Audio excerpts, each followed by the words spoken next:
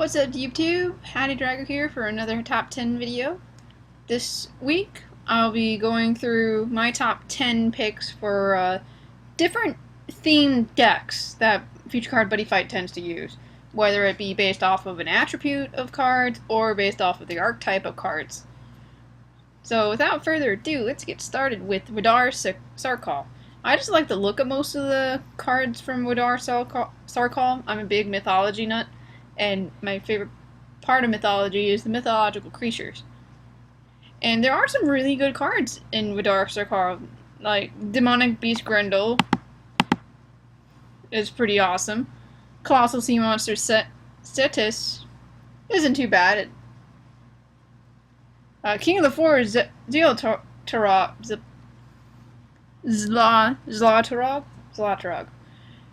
Giving you gauge when he enters play, that's quite good. Spring Hill Jack giving you gauge. And of course the Gorgons are in here. Downsides for me though, when it comes to this, is that there's not a lot of more support. And I don't know if they will ever get more support unless Kimura actually does more things. But, and Wind Fairy Sylph doesn't really fit for me. Like, I would run Wind Fairy Sylph in a deck based off of the Knights, rather than Wadar Sarkal. So next up is Wild Dragon. Now, Lotus right here is my favorite Wild Dragon. I built a deck for him. I love him so much. Great card. Wild Dragons as a whole don't have a lot of support, and it's really just, if you're running Wild Dragons, it's really just for Lotus. But I do like the style of the dragons, and the fact that like a majority of them don't really have the lifelink issue that the Dragon Lords do. Of course, combining the Wild Dragons with Dragon Lords is necessary. Overall, Wild Dragons are pretty cool. I enjoy them. Next up is Skull Warrior, again with the mythology thing.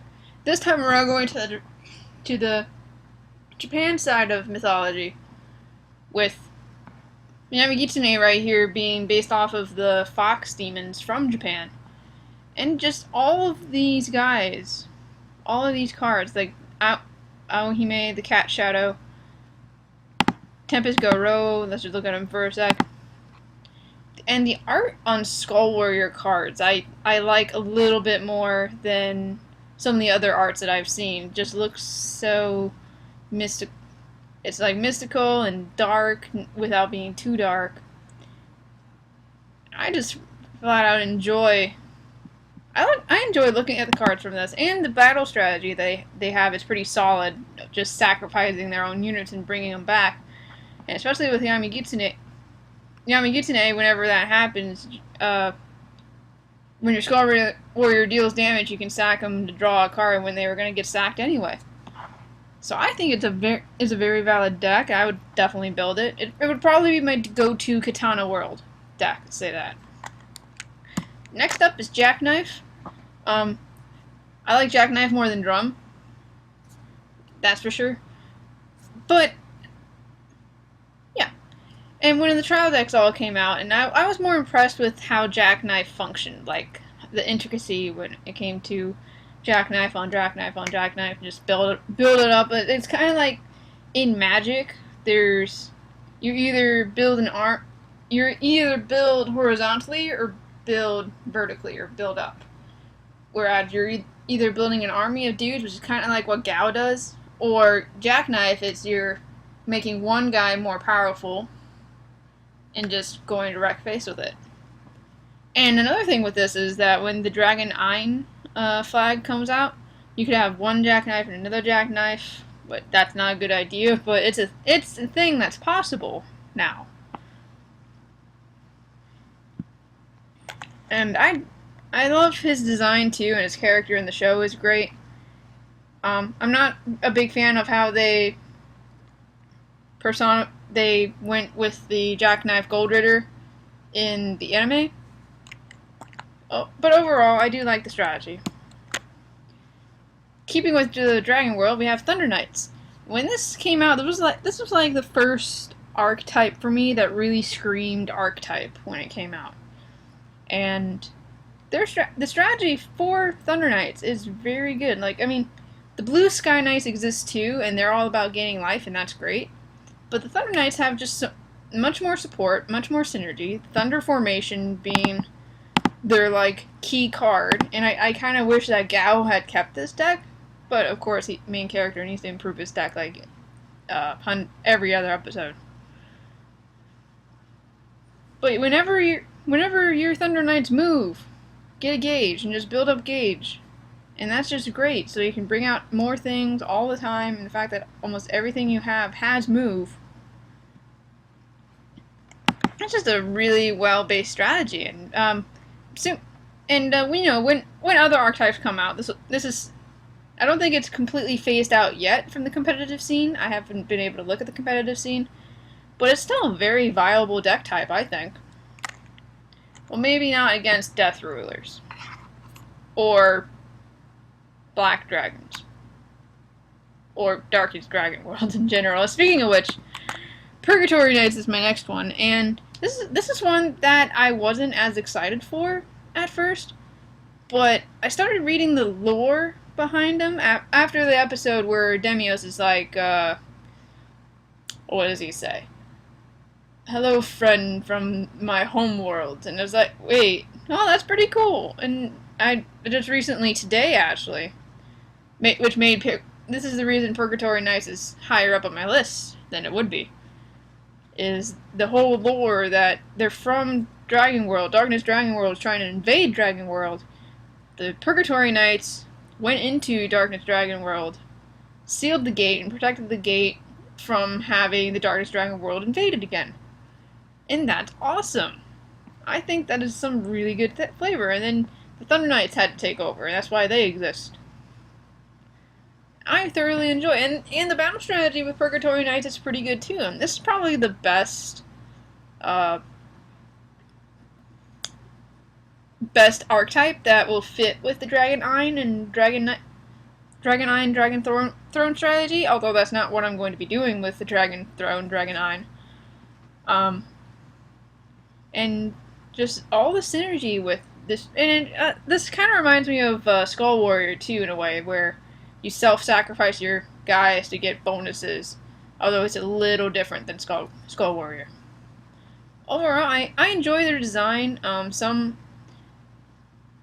Even though there is looking like a flood of cards, I think they do need a little bit more support, but they're still quite good. I like them. Continuing with Darkness Dragon World is Black Dragon. Now, I thoroughly enjoy the Black Dragons. The Spectral Strike, destroying a monster, dealing damage. I thoroughly enjoy that aspect of them. Just how cutthroat and just shady it all is. And of course, my favorite part about all of this is, where is he? There he is. The buddy monster of the one guy. He looks like a sliver! And actually, if we go down here to the comments, I actually commented the image of the sliver. Wherever it went. There it is. Yeah. He's a sliver, alright. I think that was like that was like the coolest thing ever for me when I first saw him. I was like, oh my god, it's a sliver. I mean, other than that fascination of mine, it is a really good archetype, and I would definitely build a deck around it. Like, this would be my go-to Darkness Dragon World deck. If I were to make a Darkness Dragon World deck, I just absolutely enjoy this. And it also has viable strategies behind it, of course. Alright, next up is Dual Dragon from Danger World. I just like that each of the dragons has its own unique design, and they synergize with each other quite interestingly. It's kind of similar to the Dragon Knights, where it cares about the drop zone for some of their dudes. It does a little bit of self-sacrificing with like Galcon and a little bit of others, and it just has a good mix of everything. Wish they had a little bit more support. And that's the case with a lot of the other dragon-themed archetypes and attributes that aren't armor dragon, drum, jackknife, dragon knight, dragon world stuff. So like dual dragon, wild dragon, dragon lord to an extent are like the three that kind of get the short end of the stick when it comes to their support. But hopefully sometime soon they're gonna get more. Anyways, and I do personally love Galcon, his artwork, the fact how scary he really can be. Although, well, his call cost isn't that bad. Like if you go with two of the dragons that, when they're somewhere to the left or right, you just gain life, and then you bring him out. Simple as that. And actually, it does fit into the Danger World strategy with weapons if you do it that way. So I approve. I love dual dragons. I've been wanting to build a deck of it for a while now. Next up, and this is an archetype that does not exist yet in real life, but it's already impressed me enough to get the second spot on my list. Not sure about Drum really, and I'll even pull him up for you. But when I saw Emperor Gigi is what I call him. Oh, yeah, we'll get to that. When I saw Emperor Gigi, I lost my mind. Like, I mean, 2 gauge for this kind of body. The 4,000 defense doesn't even matter because of the Soul Guard, and you could just put this on your right or your left and then use a weapon of some form, which would probably help anyway. Like, you could almost do kind of the Gal formation. Kind of. Not really. And I just absolutely love this guy. And actually, let's look at the drum real quick. And no, not as good. No. I never liked the drum cards. That's just me. But the moment I saw Emperor Gigi, I knew I wanted to build this deck. And I'm hoping that Crimson gets like more support, not just in the starter deck, but in the next set itself. So here's my number 1. It's Asgard. And this, again, because I'm a mythology nut, and Norse mythology is my favorite thing in the world. And when I saw that Asgard was going to be a thing, I wanted to try to see if I could build it. And the fact that it was this combo-centric deck with Fenrir, and I think it was absolutely awesome. It's a little bit difficult to pull off, but as long as you have all the pieces, and you put out this big old strategy, bringing out this 6 critical monster for free, kind of. I mean, I think that was pretty impressive. It was really cool, and I liked it a lot.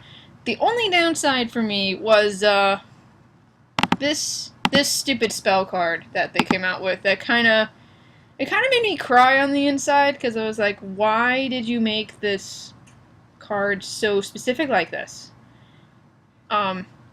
I mean, I would get it if it was like a promo or something like that, but it's a card in an actual set, and we're probably going to get this in the gold, well, maybe not the gold buddy pack, but in the next set. And I'm just so sad that they made it specific like this, and obviously I'm not in primary school. But, you know, I know why the card exists. I'm sad about it, but it's fine. So that was my top 10 Buddyfight decks I would like to build around, and some that I've already built around based off archetypes and attributes. Be sure to check out my website, check out some of my other videos. I'll probably be going through the Frost Arena for Hex, doing some streams of that on Twitch when it comes out. Alright, catch you guys next time.